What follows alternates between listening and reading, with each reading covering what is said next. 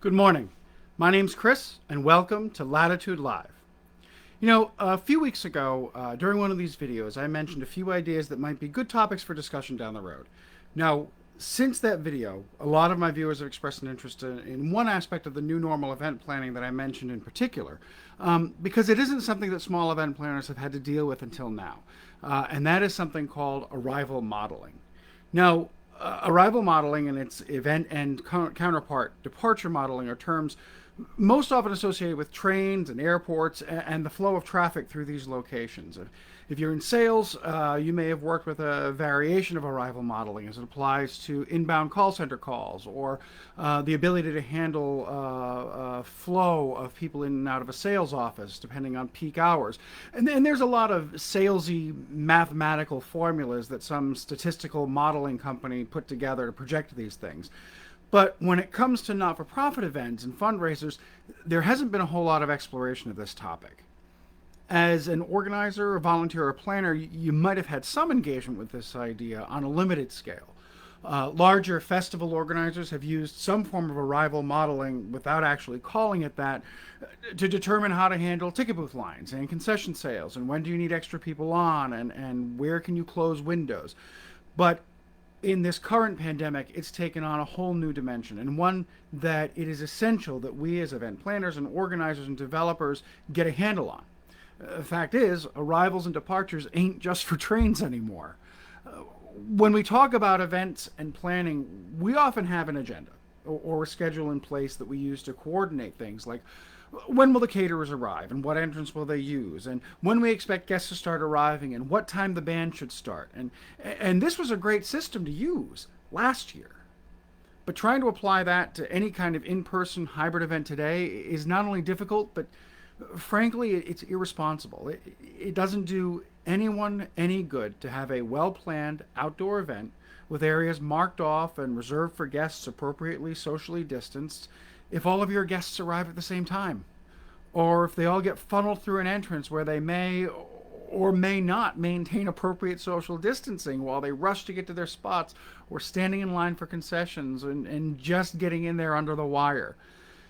This is where arrival modeling comes into play. Now, as a planner, as a developer, as an event organizer, there are a lot of tools that you can use or adapt. And honestly, it's not that far off from the idea of making reservations at a restaurant. And you can even use some of those software solutions that they use at restaurants in a modified way. If you use a ticketing software or a box office software, you can actually set up multiple events with staggered start times. Some of the more developed software actually has the ability to build those times into it. And if they don't, I can guarantee you your software company is probably in the process of developing something like that right now. So take advantage of it. Set rules for your arrival windows. It's important that you determine what your infrastructure can handle. Where do the guests check in? Can you designate specific restrooms for specific groups, and how do you keep those groups separate? How many people can wait in a line safely in the space provided? How long does it take to check in or orient your arrival with their instructions?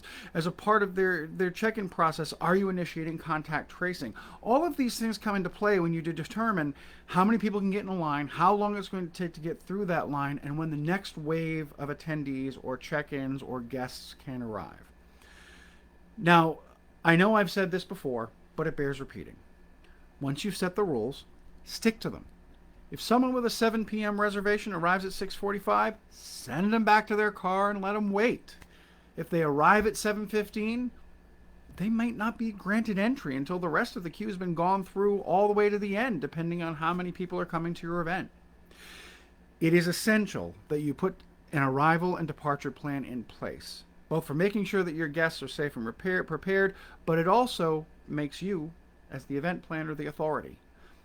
Ultimately, any event that you put on is going to reflect on your organization and on you personally, be it a fundraiser or a social gathering, or if you want your event to inspire confidence in your abilities and have participants continue to return, putting these practices in place and sticking to your own rules will go a long way towards inspiring confidence. Most importantly, do your research and find planning solutions that work well for you. New Latitude uses a variety of modeling and planning platforms that are 100% compliant. So if you're unsure where to begin, we're here to help. Thanks for joining us today.